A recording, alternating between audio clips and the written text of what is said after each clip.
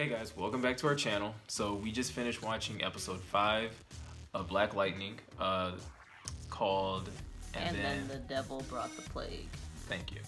I really liked this episode. I liked a lot of the things that they had in it. I think we get a lot more backstories with a lot of different characters. There's so many things, I think the first couple episodes there's a lot of things happening that's forward, pushing the story forward, but now we kind of get a little bit of backstory to some of these characters. So I really liked this episode for that.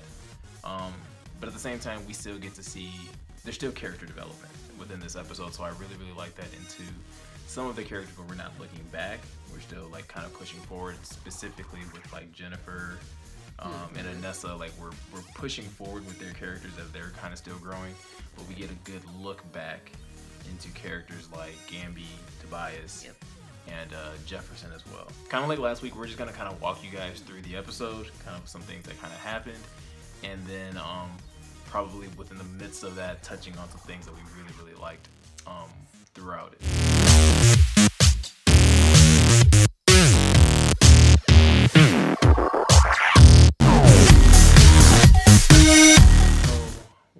The episode starts, and we're still kind of feeling the effects of green light, which we kind of got introduced into last week.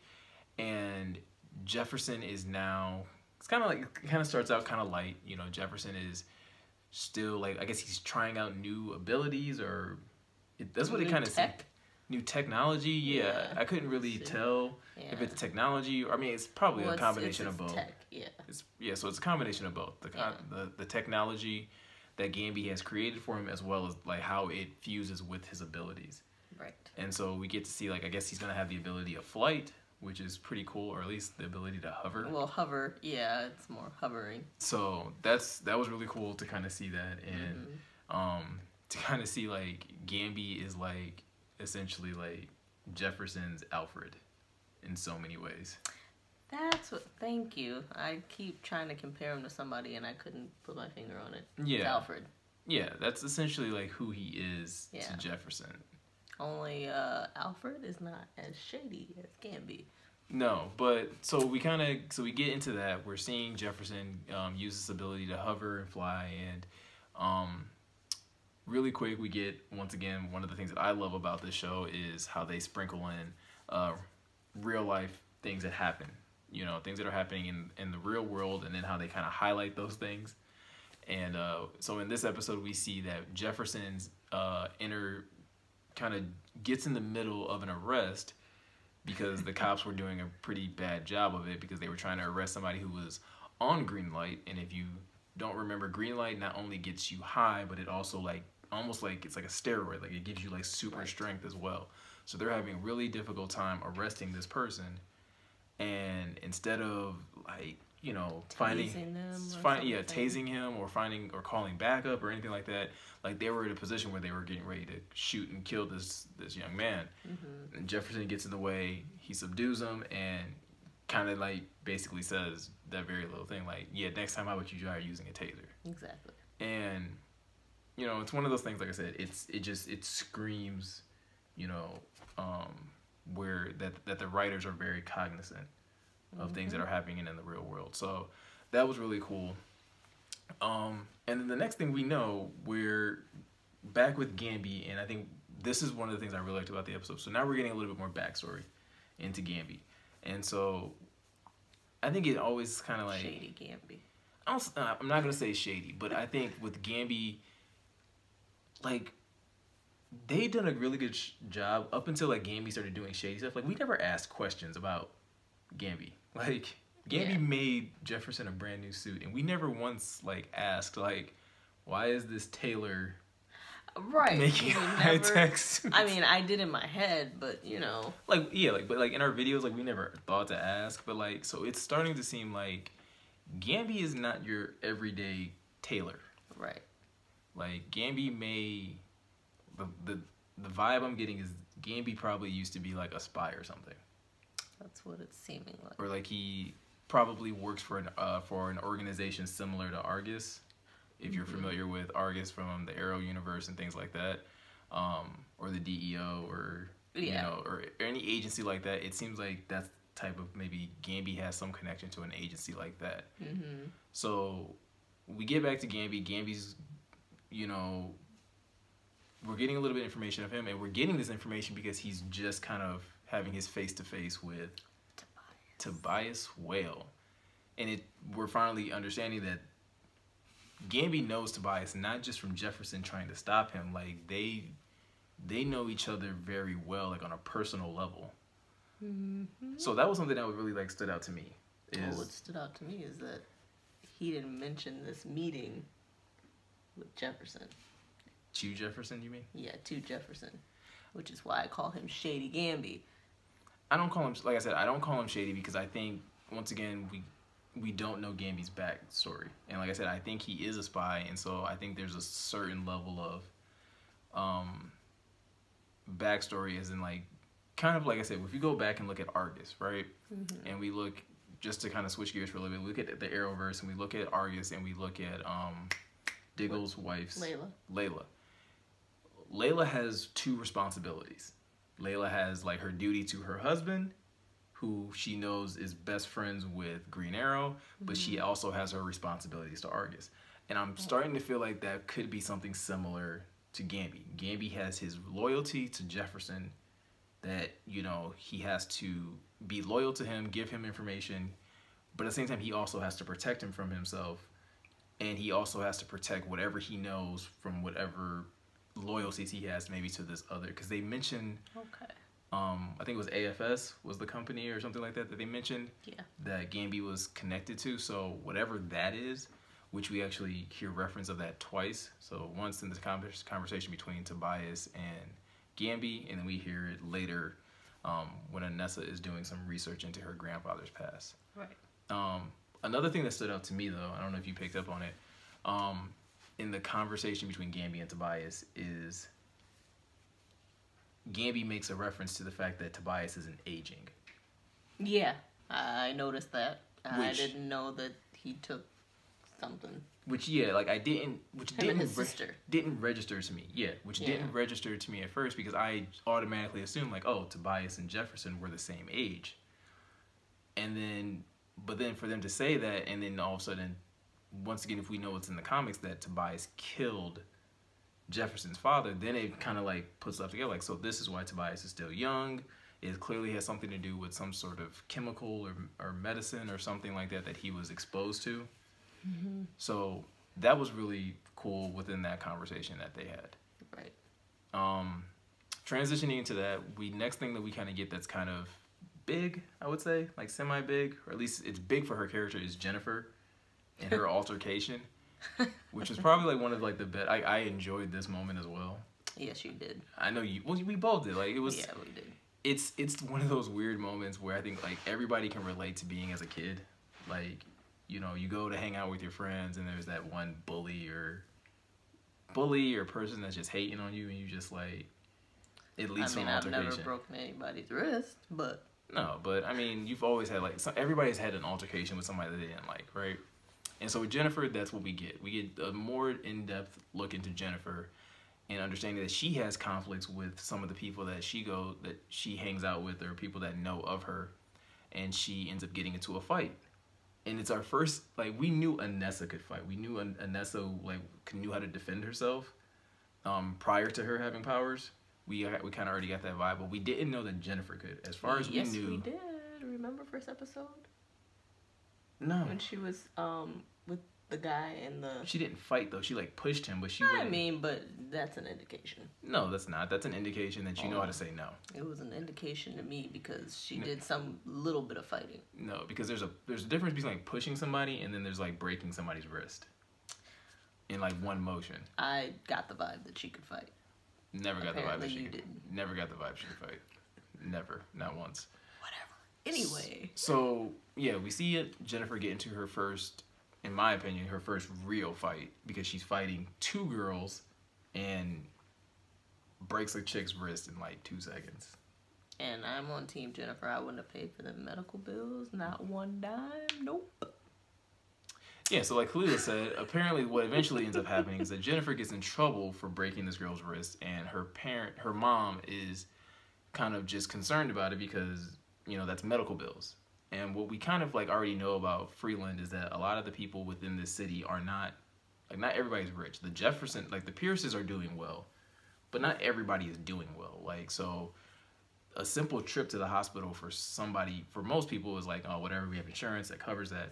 But it's definitely obvious for this person that it's not. And so they come to the Pierce's home and they're like, you know, hey, what are we going to do about this because your daughter broke my daughter's wrist?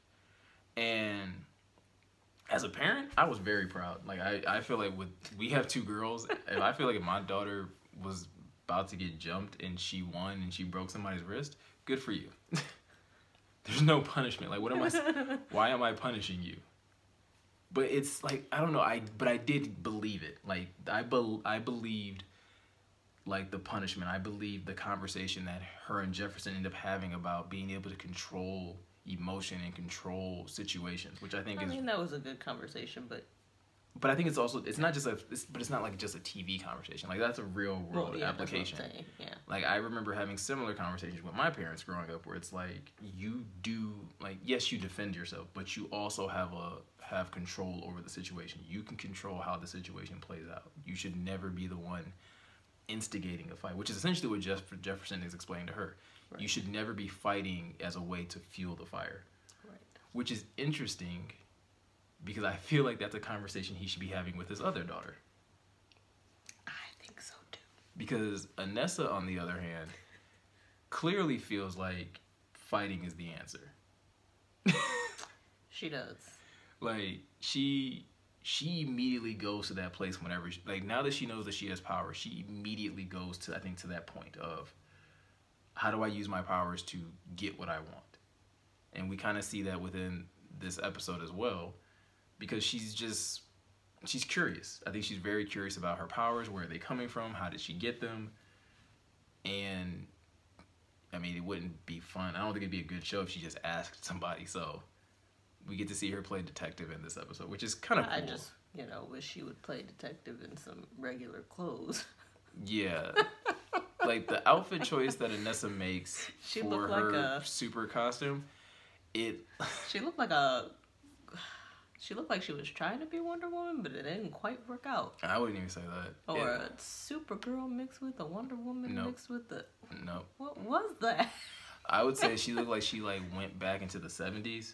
Like, if you've ever read any, like, the early comics of, like, some of these superheroes, like, pick up, like, the original version of Luke Cage, and you'll notice, like, that's what she kind of looked like. Like, she looked like she was going to, like, a 70s disco thing with, like, the bright colors and the blonde wig and the... I don't know what it was ridiculous. But she's clearly tracking down her grandfather's stories, because her grandfather was stumbling upon something which I think is eventually going to lead her to Tobias Whale, because there's this whole fear of the gentleman that is helping her get these answers. He basically tells her, like, you keep going down this path, the people that killed your grandfather are probably going to come after you too. Right. I think we as the viewer, we all know that it points to Tobias Whale. But it's going to be interesting to see how Anessa... I'm interested in seeing, does Anessa get to Tobias Whale first, or does she get to finding out that her father is Black Lightning first? Because I think those are 2 really big things that could happen, and I'm interested in seeing which one happens first. So another thing that really stood out to me is just, like, the overall backstory of Tobias. Like, I thought that was really cool of how they go into him and his sister's childhood, and understanding that Tobias clearly has some sort of, like, deep-seated trauma that he had to deal with I'm assuming is his actual father. And we kind of see that which was kind of like, it was sad and dark and a little, like, depressing, like, to see, like, a parent basically, like, hate his child just because he was born different. Like, that is, like, there's nothing he could control about that. He was born albino and you, like, hate him for it. I mean, that's a regular villain story. I mean, yeah, so it gives us some backstory I think it really gives some backstory into why Tobias hates Black people. Because he, like, that's really hates Black people. Except for his sister. Right. But everybody else, like, he does not like Black people at all. And I can understand, like, if that's just a glimpse of what he went through as a child with his own father, I can imagine what the rest of his life was like, you know, with other people. Right. But seeing, so you see that part of Tobias, so you see where that pain and that kind of, I guess, that darkness comes from. But Tobias is once again, I like him as a villain. Like, Tobias is just like whatever. He embraces the hatred. He embraces like his hardships, and then he puts it on his dad's back and snaps it. Yeah, he did. Oh, that was painful to watch. I'm not gonna lie to you guys. I laughed when he knocked on the door and dude opened the door and he punched him square in the face. Yep. Like, I laughed. Like, I was not expecting him. I thought he was gonna say something clever. You punched an old man in the face. He sure did. Like, you are a dangerous man. And he took it though. The old man took it. Yeah. So a little credit to the old man for taking a punch and not falling. Yeah. But you could tell he broke something. Like, that old man was... I don't know if his eyes were swollen before he got punched, but they were definitely swollen after. Oh my goodness. So we get a little more insight into Tobias, and like I just can't wait to see more with this character. I don't want to get too far ahead of myself because I'm wondering where the villains go for Black Lightning after Tobias Whale. You know, like, Tobias Whale seems to be such a good villain. Lady Eve seems to be such a good villain. It's not a huge deal now, but it's just like, I'm curious because we've seen in other shows how they were able to build on these villains. Like, they just got, I mean, you look at Arrow, the villains just got worse and worse and worse as the series went on. Flash, the same thing. They just got more and more dangerous. Yeah. Jefferson has some really just cutthroat villains already. So yeah, it's going to be interesting to see how the rest of the show kind of develops and how future seasons address different villains. I'd be perfectly fine if Tobias Whale at the end of this season doesn't get arrested or whatever. Nobody better die, I know that much. A single villain better not die. Tobias is too good of a villain not to die. I don't think he's gonna die. I don't think he's gonna die. I don't think we have to worry about that. So yeah, guys, so that's a couple of things that stood out to us. Is there anything that, like, maybe I missed that, like, really stood out to you? So I'm a little disappointed because I really, really, really wanted to see this in the next episode, but they didn't touch on what happened after the conversation with Tobias and Khalil.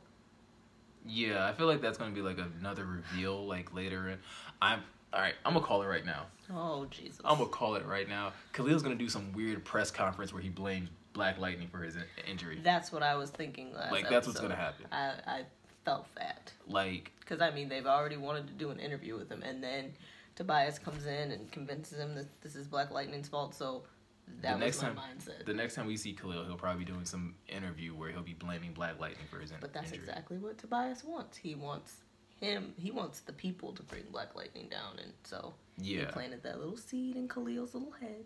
So that's probably the next time we'll see Khalil. I don't understand how we made it this far in the video without talking about this. Oh no.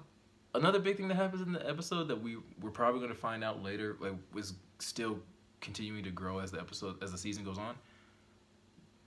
What is going on with Jefferson's abilities in his mental state? This man. Yeah, he did the Wendy Williams feint. No. I didn't want you to mention that. No.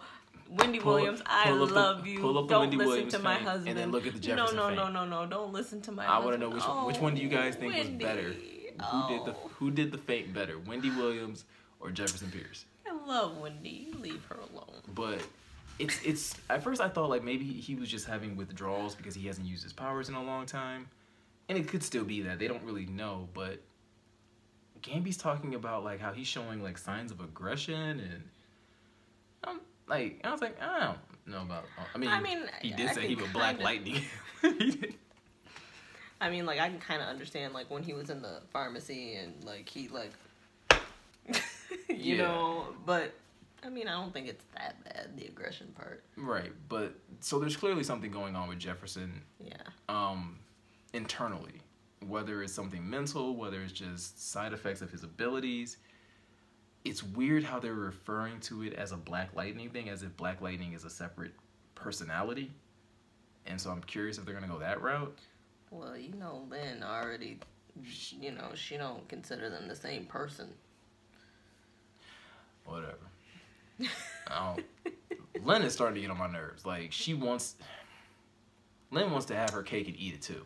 And I'm not with that. Lynn needs to either get on board with this Black Lightning thing or shut up and stay in her lane and let the vice principal shoot her shot.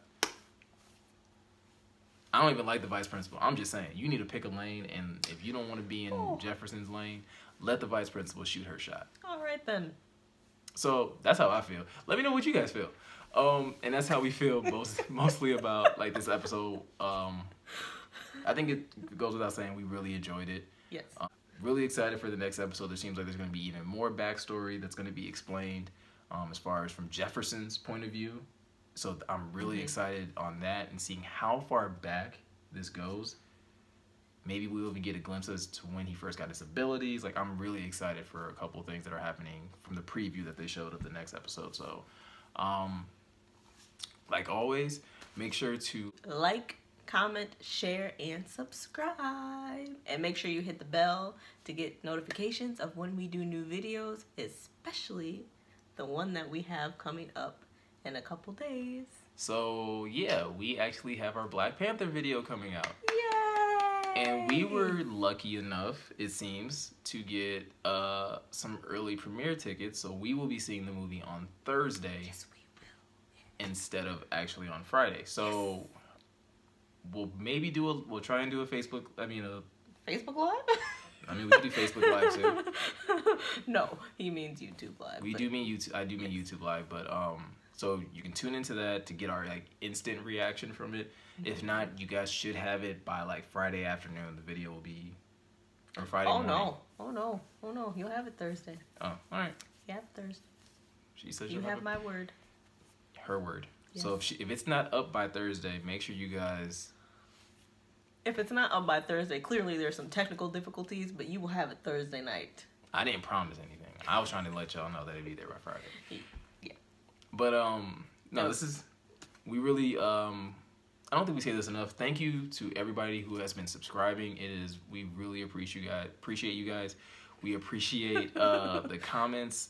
I've been having a blast being able to just bounce ideas off back and forth between you guys. You guys provide some great clarity on a couple of things that on some symbolism that you guys are picking up on. So it's really, really cool to be able to engage with you guys. So please keep it up. Yes. We really enjoy it. Yes. So that's pretty much it for us for tonight. We will catch you guys Thursday. Yes, we will. All right. Peace.